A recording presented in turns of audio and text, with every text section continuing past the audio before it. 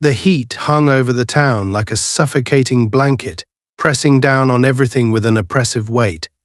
The air shimmered above the asphalt, bending and twisting like waves over the baking streets. It was the kind of summer day that made movement feel like wading through thick, invisible water, the kind that made tempers short and patience thin. But on the small basketball court, nestled between rows of quiet suburban houses, the heat was nothing more than an afterthought. The game had been going for nearly an hour, the intensity refusing to die down, despite the exhaustion creeping into every muscle. Sneakers screeched against the pavement, the rhythmic pounding of the ball echoing through the air, mixing with the sharp exclamations of the players. The group consisted mostly of black teenagers, their shirts damp with sweat, their expressions locked in focus as they maneuvered around each other, determined to outplay their opponents. Their bodies moved with practiced ease, gliding across the court, dodging, jumping, aiming for the perfect shot. There was no real competition here, just the unspoken understanding that every game was a challenge, a test of skill, a chance to prove something, if only to themselves. Beyond the court, past the chain-link fence, the rest of the neighborhood moved at its own sluggish pace. A few older residents strolled lazily along the sidewalk, casting the occasional glance toward the court, their expressions unreadable, but their eyes lingering just a second too long. Some passed without a second thought. But others, especially the older, wealthier homeowners, paused, their disapproval almost tangible. This wasn't the first time these kids had gathered here, and it wouldn't be the last, but it never sat right with certain people. They wouldn't say it out loud, of course. They never did. Instead, they used different words, phrases like too much noise, loitering, disturbing, the peace code words, all meaning the same thing. And from across the street, in the shade of his parked squad car, Officer Doug Callahan watched. He had been there for some time now, arms folded over his chest, jaw tight as his eyes tracked the movements of the players. The sun glared off the windshield, but he didn't seem to notice. His fingers drummed idly against his forearm, his irritation simmering just beneath the surface. He had seen this before, this scene playing out like an old movie stuck on repeat. Black kids taking up space, laughing, moving freely, existing in a way that made people uncomfortable. He had been patrolling this neighborhood for over a decade, and he had learned exactly how things worked, which complaints were serious, and which were just the whining of people too afraid to say what they really meant. He didn't need a call to know how this would go. He could feel it in his bones, in the way his instincts sharpened like a blade. It wasn't about crime. It wasn't even about order. It was about control. And right now, standing on that court, playing like they owned the place, these kids didn't look like they knew their place at all. Callahan exhaled slowly, rolling his shoulders before reaching for the door handle. His shift was almost over, and he could have just let it go. But something about today, about the heat, about the way that one boy, the tallest of them, the leader of the group, kept glancing toward his car with that knowing smirk, something about it made his fingers itch. So instead of driving away, he stepped out. The effect was immediate. The game didn't stop, not right away, but the atmosphere shifted. A few of the kids slowed, their eyes darting toward him, their shoulders stiffening just slightly. No one spoke, but the message was clear: this was familiar territory. They knew what was coming. Callahan adjusted his belt, his boots crunching against the pavement as he made his way toward the court. He moved with the slow, deliberate steps of a man who expected compliance, who had been obeyed his entire life and had no reason to think today would be any different. The boy with the smirk, the tall one, lean, built like a natural athlete, was still holding the ball, gripping it loosely with one hand as he watched Callahan approach. "You boys having fun?" Callahan asked, his voice carrying the kind of false friendliness that never truly sounded like a question. The boy didn't flinch. Yeah, he said evenly. Just playing ball. Callahan nodded, glancing around, eyes scanning as if searching for some justification for his presence. The ball, the sweat, the laughter, none of it was criminal. But that had never stopped him before. His gaze flickered to the blue cooler sitting just off to the side of the court, beads of condensation trickling down its surface. Without asking, without hesitation, he walked over to it and nudged it with his boot. "What's this?" he asked, though he already knew. One of the younger kids hesitated before answering. "Water." Callahan hummed in mock understanding, nodding slowly. Then, without warning, he reached down, grabbed the cooler, and tipped it over. A flood of cold water splashed onto the pavement, pooling around the players' feet, soaking their sneakers. Ice cubes scattered, melting almost instantly against the hot concrete. The ball, knocked from the boy's grip, rolled lazily across the wet court.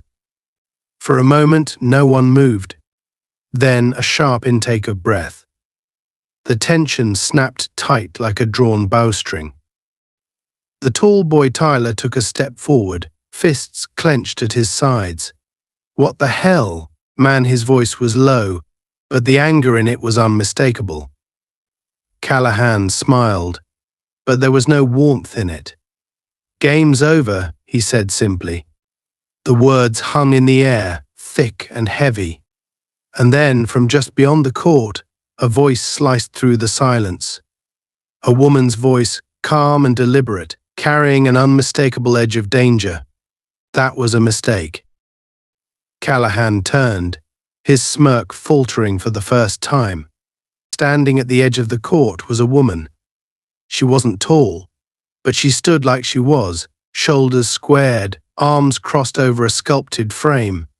She wore fitted cargo pants and a black tank top, her dark brown skin gleaming in the fading sunlight. She looked like someone who belonged in a fight. There was something about her stance, the way she held herself, not tense, not aggressive, just completely unshaken. And then, with a creeping sense of dread, Callahan realized why she looked so familiar. Lisa Carter. Not just some random woman. Not just some angry mother. Lisa Carter, former U.S. Navy SEAL, and judging by the look in her eyes, she was about to remind him exactly what that meant. The weight of the moment hung thick in the air, pressing down like the heavy summer heat that clung to the skin and filled every breath. Callahan had been in countless confrontations before, had squared up against defiant teenagers, belligerent drunks, desperate men who thought they could get the better of him. He had broken up fights, thrown people to the ground, dragged them into the back of his squad car, and walked away feeling victorious. He knew power. He lived by it. It was the only thing that had ever truly mattered to him. But standing there now, with Lisa Carter's eyes locked onto him, cold and unreadable, something shifted in his gut, something unsettling and foreign, something dangerously close to fear. Lisa didn't move at first, didn't make any sudden gestures or threats. She simply let the silence stretch between them, let it settle and fester, let him feel the weight of her presence. The kids on the court had gone completely still, their eyes bouncing between the two of them, unsure of what would happen next, but sensing that whatever it was, it would be nothing like the petty harassment they were used to.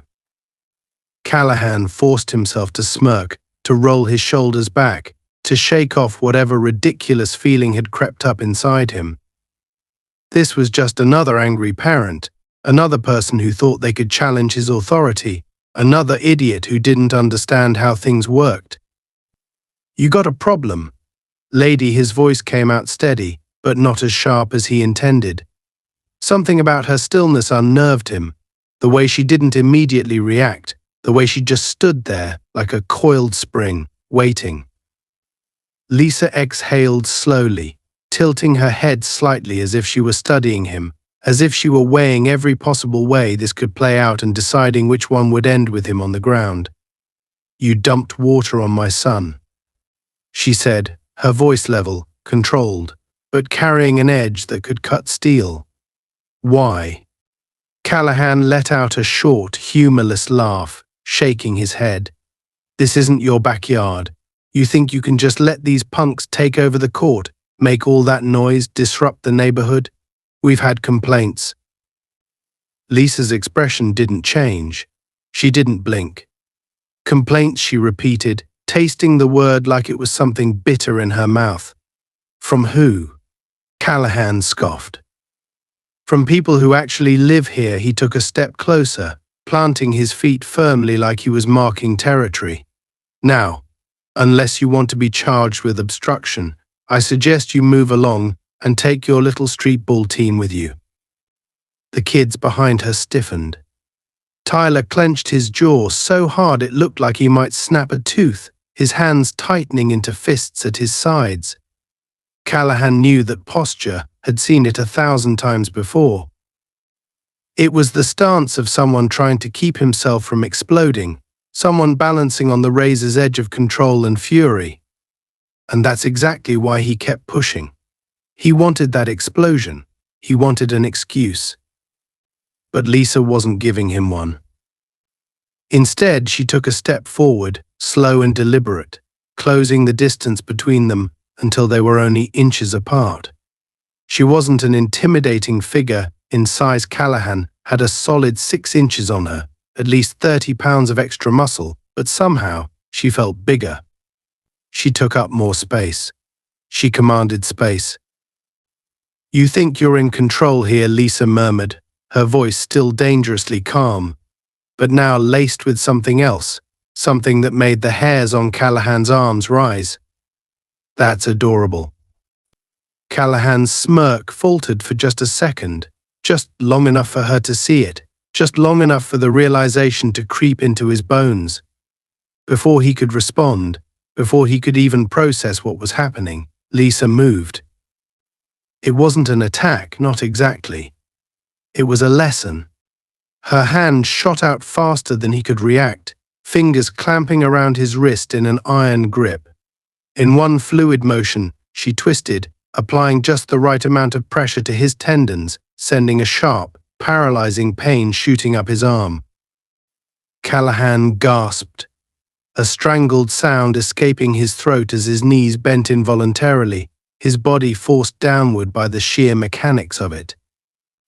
His free hand instinctively reached for his baton, but before he could get a grip on it, Lisa yanked his trapped wrist down and to the side, shifting her weight in a way that sent him stumbling, completely off balance. It happened so fast that the kids barely had time to register what they had just seen. One moment Callahan was standing firm, radiating authority and aggression. The next he was on one knee, his arm twisted behind his back, his mouth opening and closing like a fish gasping for air. Lisa leaned down slightly, her voice now a whisper meant only for him. That's control, she said. Callahan struggled, jerking his arm, trying to break free, but it was useless. The pain flared again, sharper this time, and he had no choice but to stay down. His breath came out in ragged, furious bursts, his face reddening, not just from pain, but from humiliation. He could feel the kids watching, could feel their eyes boring into him, witnessing the moment he was reduced to nothing. Lisa held him there for a few seconds longer, letting the message sink in, letting him feel the power shift. Then, just as quickly as she had moved, she released him. Callahan staggered back, nearly falling on his ass, his wrist throbbing, his head spinning. Tyler let out a breath he hadn't realized he'd been holding, and for the first time in his life, he saw a cop afraid. Callahan scrambled to his feet, fists clenched at his sides, chest heaving as his rage boiled over. You think that was funny, he spat, his voice a dangerous growl. Lisa didn't even look at him. She simply turned her back to him, walking toward her son, dismissing him completely. That, more than anything, sent him over the edge. With a snarl, Callahan lunged. He didn't think he just reacted, years of unchecked power and wounded pride driving him forward. His hand went for his baton, the weight of it familiar in his grip as he raised it, aiming for the back of her head. But Lisa had already anticipated it. She turned in a fraction of a second, moving with a speed that shouldn't have been possible. One step to the side, one precise pivot, and then her elbow shot up, driving directly into his throat. The baton never made contact. Callahan choked. The impact sent him staggering backward, his breath completely stolen from his lungs. His vision blurred for a moment, pain exploding in his neck as he instinctively reached up, gasping for air. His knees buckled, his body folding in on itself as he collapsed onto the wet pavement. Lisa didn't move. She simply watched as Callahan lay there, struggling, weak. "You should have walked away," she said quietly. The kids were silent, their eyes wide with a mixture of awe and disbelief. Tyler took a slow step forward, his heart pounding so loudly in his ears that he barely registered the way Callahan's entire body shook with barely contained fury. And for the first time in his entire life, Callahan understood what it meant to be powerless. The silence that followed was thick, charged, and suffocating, as if the entire world had momentarily stopped breathing. The kids, still standing on the court, were frozen in place, their expressions a mix of shock, exhilaration, and disbelief. They had never seen anything like this before, never witnessed a cop, especially one like Callahan, be brought to his knees so effortlessly, so completely. Tyler's heart pounded against his ribs as he stared at the scene in front of him, his fingers twitching at his sides. His whole life, he had been taught that men like Callahan were untouchable, that they could do whatever they wanted and walk away without consequence. But now, in the span of a few seconds, everything he thought he knew about power had been shattered. Callahan coughed violently, his body convulsing as he tried to regain control over his own breath. He was on all fours, his baton lying uselessly beside him, his eyes wide with something that looked dangerously close to panic. His throat burned from the impact, the sharp pain radiating through his jaw and into his skull. He had been hit before, in training in scuffles with drunks and criminals, but never like this. Never with such precision, such absolute dominance. His mind raced to process what had just happened, but no matter how he tried to rationalize it, the reality remained the same. Lisa Carter had taken him apart in seconds. Lisa hadn't moved from where she stood, her posture still calm, her breathing steady. There was no gloating in her expression, no trace of amusement or satisfaction, just cold, lethal awareness. She had been in real fights, in wars, in situations where losing meant dying.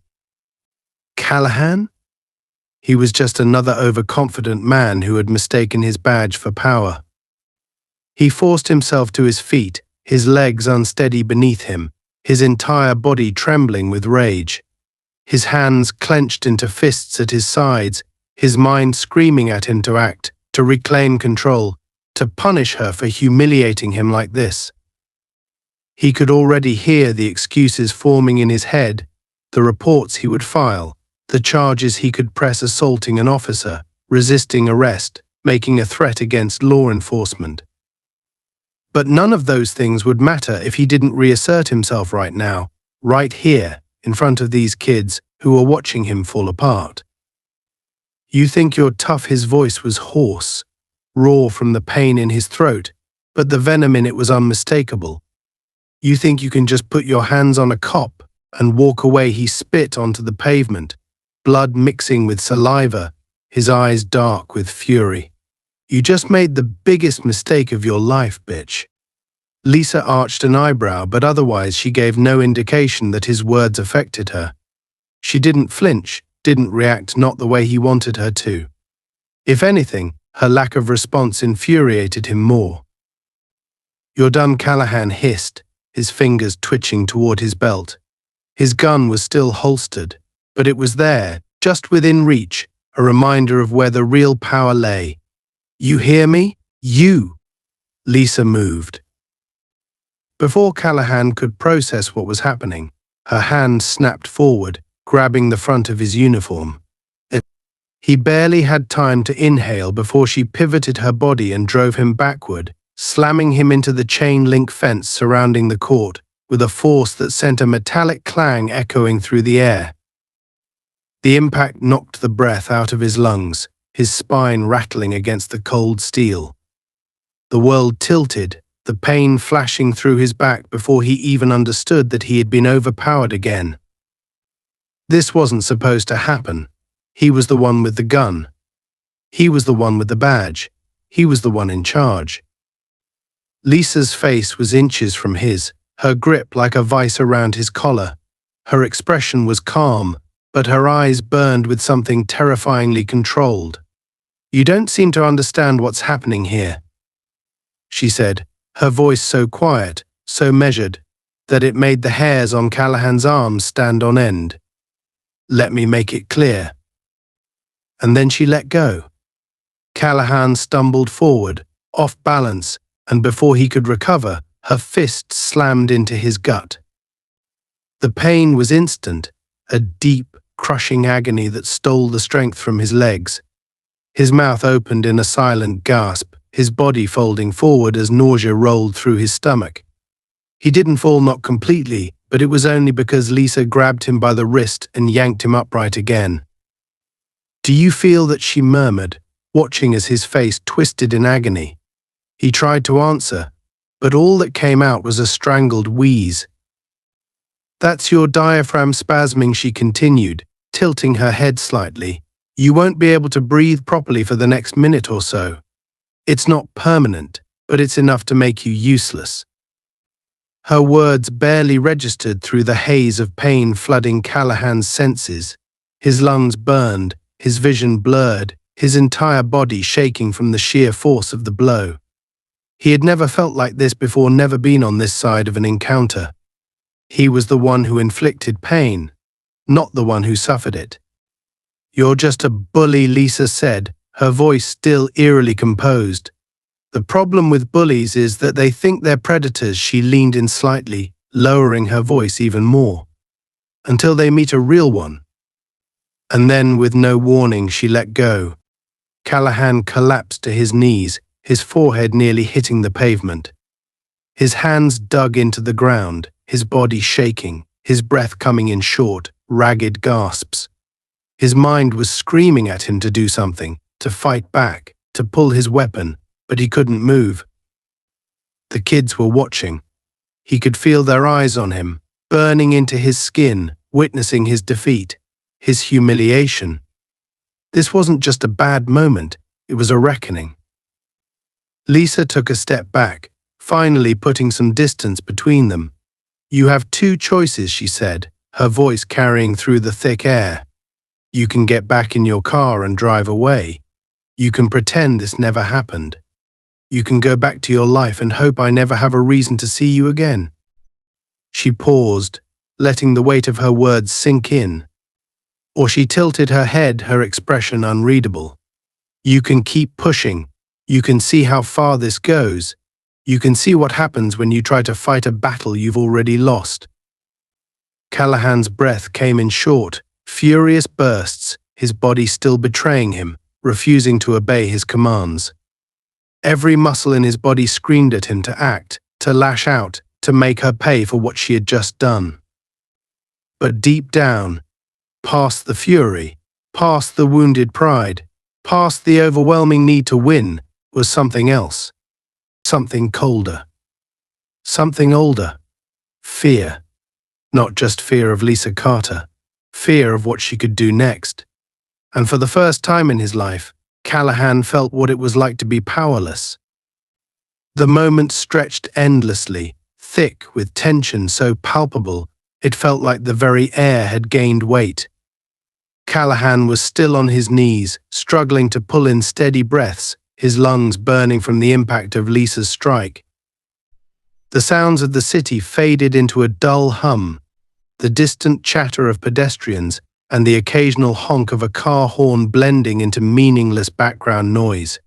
All that existed now was the raw humiliation curling in his gut, the weight of 100 unseen eyes watching him, judging him.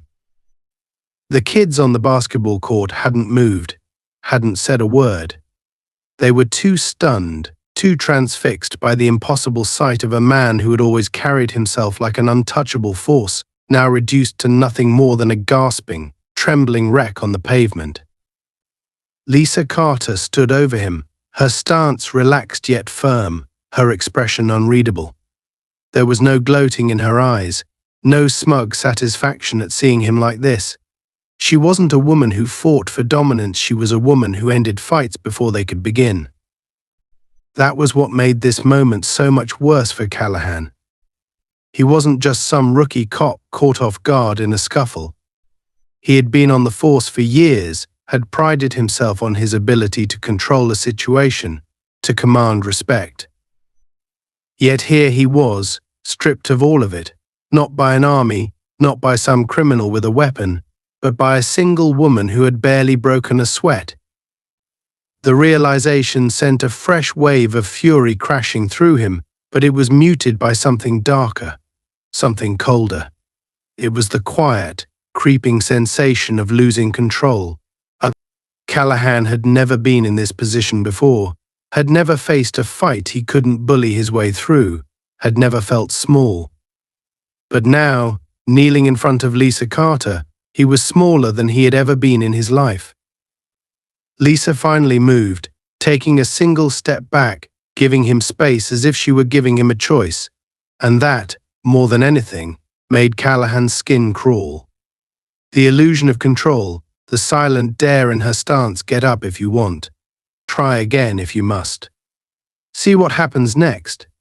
His pride screamed at him to act, to lash out, to grab his gun, his baton, something that would put an end to this. But his body wouldn't cooperate. His wrists ached from the pressure she had applied earlier, his stomach still spasmed from the devastating blow she had delivered, and worst of all, his mind was spiraling. His breath hitched as he forced himself onto unsteady feet, wiping the sweat from his brow with a trembling hand. The pavement beneath him felt unsteady, the whole world slightly off balance, like a nightmare where no matter how hard he tried, he couldn't regain his footing. He could feel the sweat running down his back, the damp fabric of his uniform clinging to his skin. The thought of returning to his car, of driving away like a beaten man, made his stomach churn. It would mean admitting defeat, accepting that for the first time in his life, he wasn't the one in control. No, he couldn't, wouldn't. Aha. Here, this stand. His fingers twitched toward his belt, where his gun rested snugly in its holster. His badge might not have saved him in this moment, but a bullet would. He could end this in an instant, could erase the humiliation, could reclaim his power in one simple motion. Lisa wasn't armed, she had made sure of that. She had relied on her hands, her speed, her experience, but that didn't make her bulletproof. His heart pounded as the thought took hold, worming its way into his mind, slithering around his bruised ego. And then Lisa spoke. "You really want to do that?" Her voice wasn't taunting or even challenging. It was calm, too calm, and that sent a chill through Callahan's already frayed nerves. She wasn't guessing, she knew what he was thinking. His fingers curled against the strap of his holster, his pulse hammering in his ears. Lisa took another step back, tilting her head as she studied him. "That's the difference between you and me," she said, her voice still maddeningly level. "You've been trained to rely on your weapon. I was trained to be a weapon." The words landed like a sledgehammer. Callahan had heard stories about Navy SEALs, about their training, their endurance, their ability to kill with their bare hands. He had never actually met one before, at least not like this. Not in combat. Not when he was on the wrong side of the confrontation. And for the first time since this nightmare started, The truth sank in. Even with his gun, he wouldn't win this fight. His breathing was still uneven, his limbs still trembling, but the weight of the decision pressed down on him like an anvil. If he reached for the weapon, if he even twitched in the wrong direction, Lisa would be on him before he could blink. He saw it now. Understood it too late. Lisa wasn't a civilian. She wasn't just some woman standing up for her son. She was something else entirely. She was a hunter who had spent her life eliminating threats, and right now Callahan was a threat that she had already neutralized. His fingers unclenched. The fight drained out of him like a leaking wound. Lisa nodded, as if she had expected exactly that. Good choice. Callahan's jaw clenched so tightly he thought his teeth might crack. His body itched with rage, with frustration, with the burning need to make this right. But he knew in the deepest part of himself that there was nothing left to do. The kids were still watching. That was the worst part. He had walked onto this court like a man enforcing the rules of the world he understood, but he was leaving as something else entirely. He had lost. Not just the fight, but everything. Lisa turned her back on him, walking toward her son, the dismissal so absolute that it cut deeper than any insult ever could. She didn't see him as a threat. She didn't even see him as worthy of her attention anymore. Callahan staggered toward his car, his feet feeling like lead, his entire body screaming in protest. He refused to look at the kids, refused to acknowledge their expressions, their silent judgment. He wrenched the door open and collapsed into the driver's seat, his hands gripping the steering wheel so tightly that his knuckles turned white. He had to leave. Now. He jammed the keys into the ignition, his movements jerky, clumsy, wrong. The engine roared to life, but he didn't move, not yet. His fingers twitched again, one last time, hovering near the radio. He could call it in. He could lie, say he had been attacked, that he had been ambushed, that he had feared for his life. He could spin this into something that would bury Lisa Carter in legal battles, make her a criminal, turn this into something that would erase his own failure. But then he glanced up. Lisa was watching him from across the court. She wasn't smiling, wasn't gloating. She was just waiting, as if she knew exactly what he was thinking. His stomach twisted. Callahan put the car into drive and pulled away, his grip still shaking on the wheel. He didn't realize until he was several blocks away that he had been holding his breath. He had never felt more hollow in his life. Callahan gripped the wheel so tightly that his knuckles turned bone white, his breathing erratic, the muscles in his jaw clenched to the point of pain. His mind was a storm of rage and humiliation, swirling with memories of Lisa Carter's expression as she let him leave that basketball court alive. It was not an expression of mercy or even disdain, it was indifference. The worst kind of dismissal, a silent confirmation that he had been measured, judged, and found not just unworthy but insignificant. He had never felt this before. He had spent years wielding power, enforcing fear, making sure people like her and her son knew exactly where they stood, where they were allowed to exist and where they weren't. And yet in a single moment, with surgical precision, she had torn every bit of that power away from him as though it had never existed at all. That was why his hands shook, why his heart pounded so violently that he thought it might burst through his ribs. She had humiliated him, stripped him of the authority he had built his life upon, and worst of all, she had done it in front of those damn kids. That was the part he couldn't stand, the part that made his skin crawl with fury. He knew they would be talking about it for years, telling the story about the day Officer Callahan got put on his ass by a woman half his size. There would be whispers in the neighborhood, sneering glances from those who had always resented him, but never dared to act on it before. He had become a joke, and Lisa Carter had made it happen in less than a minute. The words of his superior officer still rang in his ears, telling him to cool off, to go home, to forget about it, and move on like this was something that could be erased with a stiff drink and a night's sleep. But Callahan wasn't built that way. He wasn't the kind of man to walk away, not when he'd been wronged, not when his authority had been challenged in a way that could never be undone. He could have reported it, could have gone through the proper channels, filed an assault charge against Carter, and made sure she spent the next few months tangled in a legal battle she couldn't win. But that wasn't enough. That wasn't personal. He needed her to know that what she had done had consequences, that there was no walking away from what had happened today.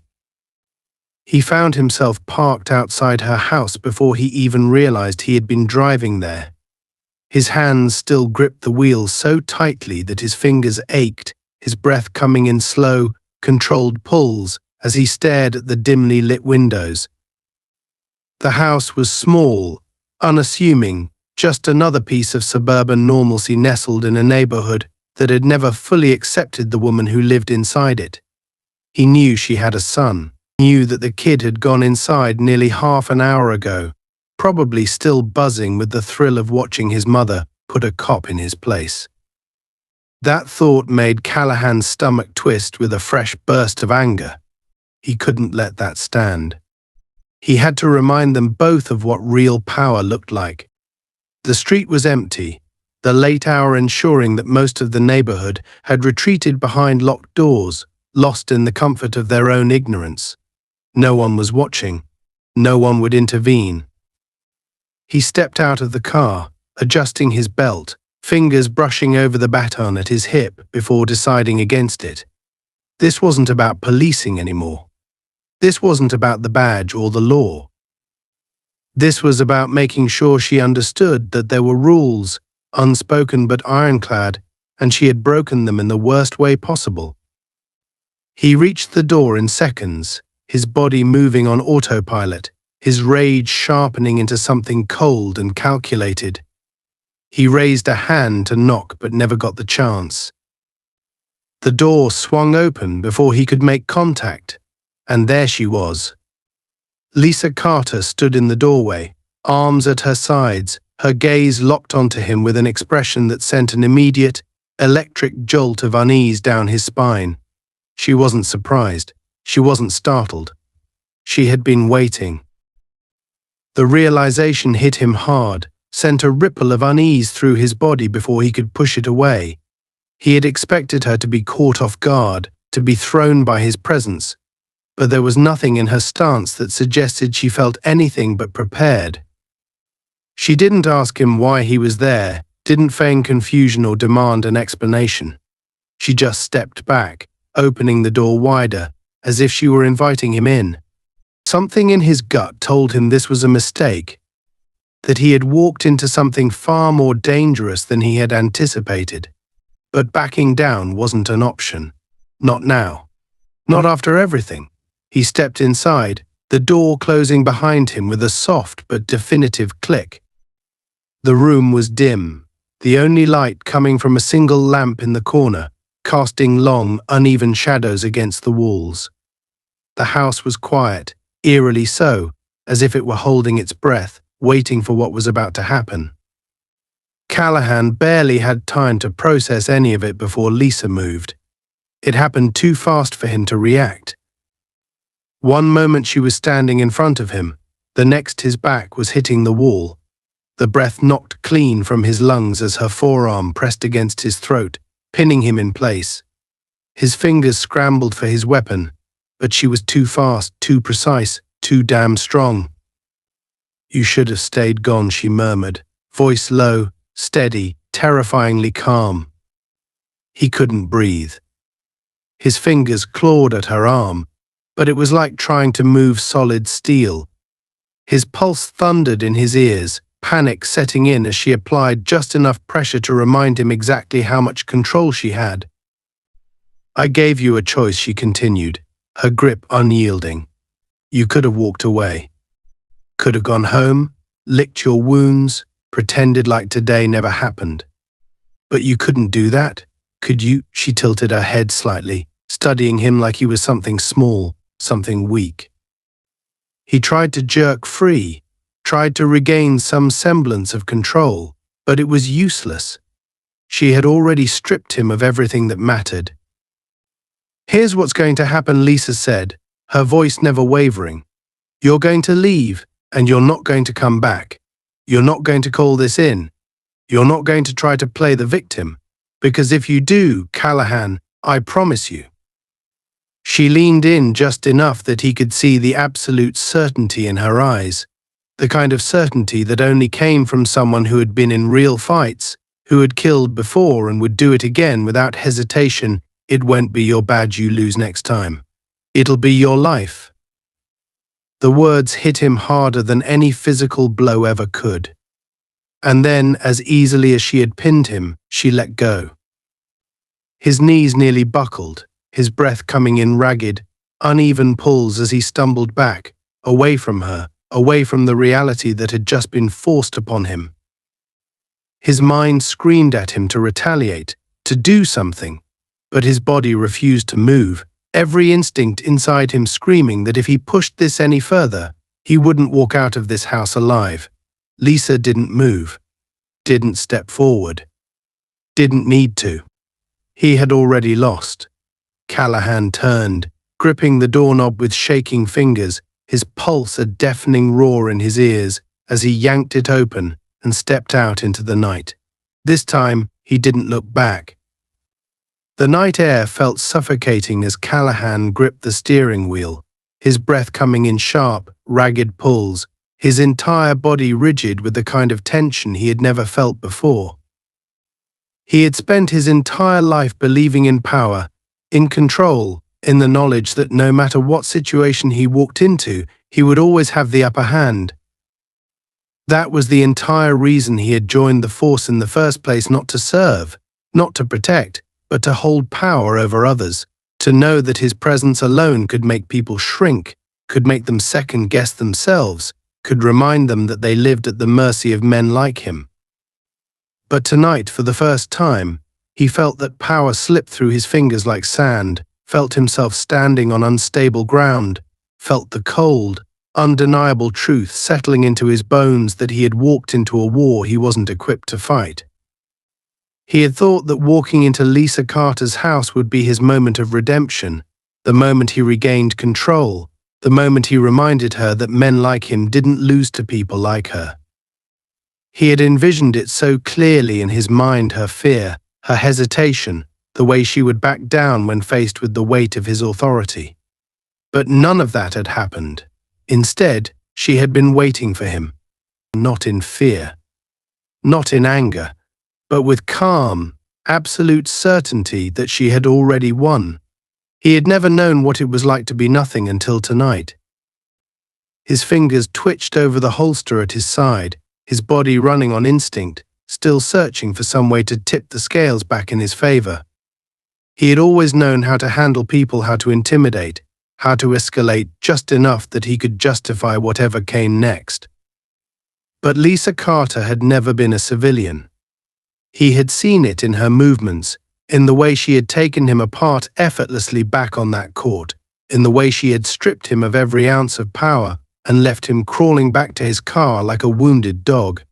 She had given him a way out then, had let him live. And he had ignored it, convinced that his badge still meant something, that his uniform still carried the weight it once had. But what was a badge to someone like her? What was the law to a woman who had been trained to end fights before they started? The truth was settling into his chest now, thick and heavy, and the more he tried to shove it away, the more suffocating it became. He wasn't in control. He had never been in control. Not of her. Not of the situation. Not even of himself. The realization hit him so hard he nearly slammed his fist into the dashboard, just to feel something else, just to silence the relentless pounding in his skull. He had spent his entire life believing he was the strongest man in any room, but tonight had shattered that illusion so thoroughly that he didn't even recognize the person staring back at him in the rearview mirror. His face was red, slick with sweat, his pulse visible in his throat, his eyes wide and bloodshot with the ugly, raw truth staring back at him. He was afraid. Not just of her. Of what she could do.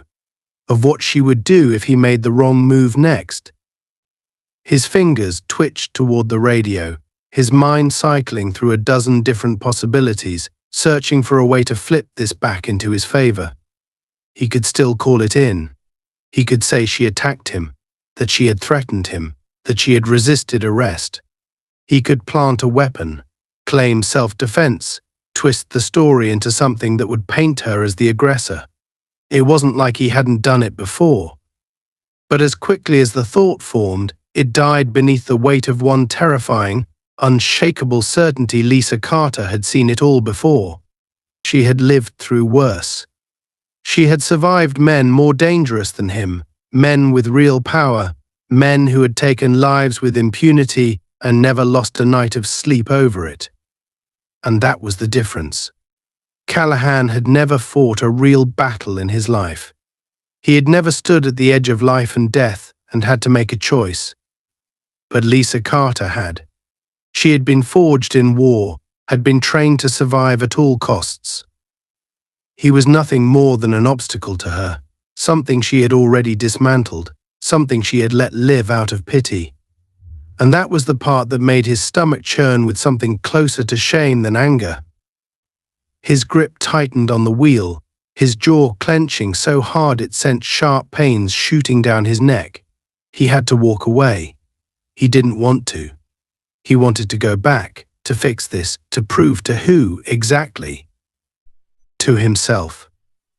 To the kids on that court? To her?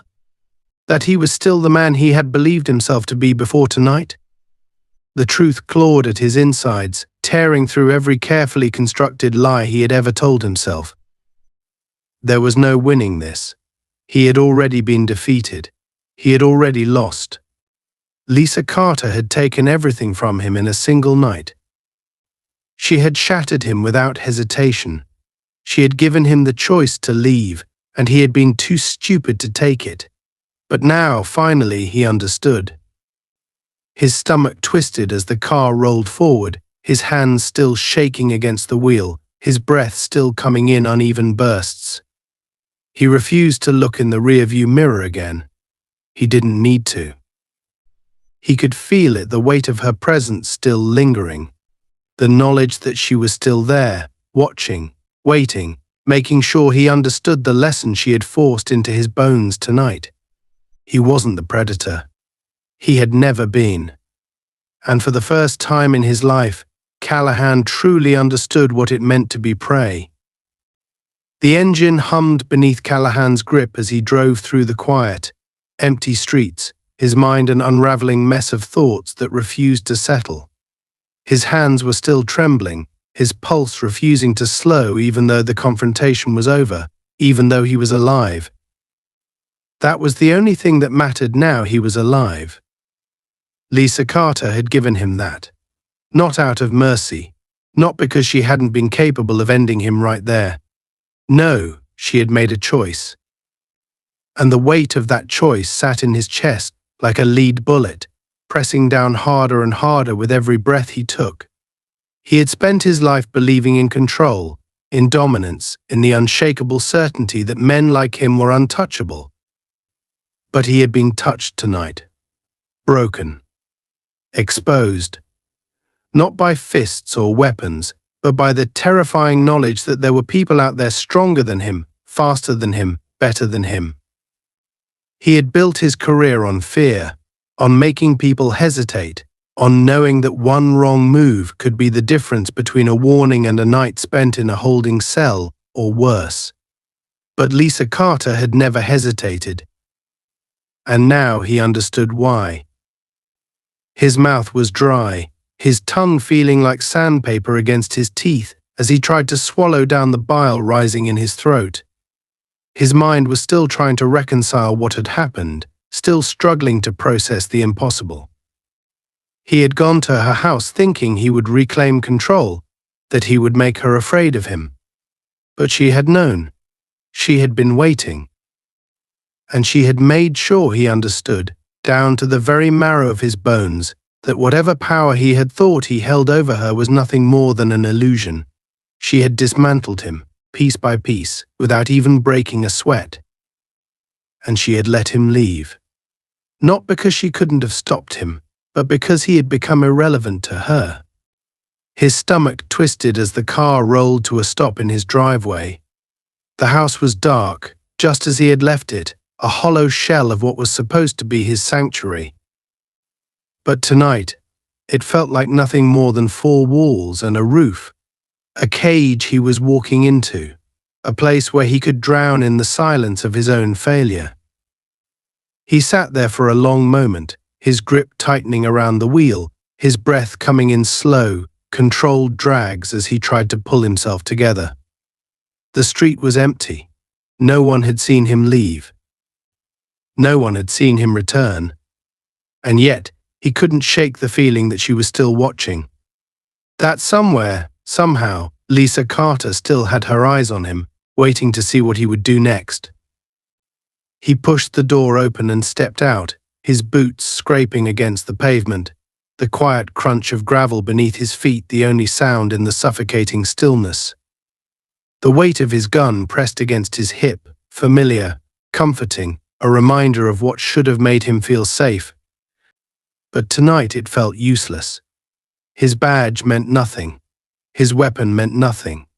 He had walked into a battle believing he was the predator, and instead he had been hunted.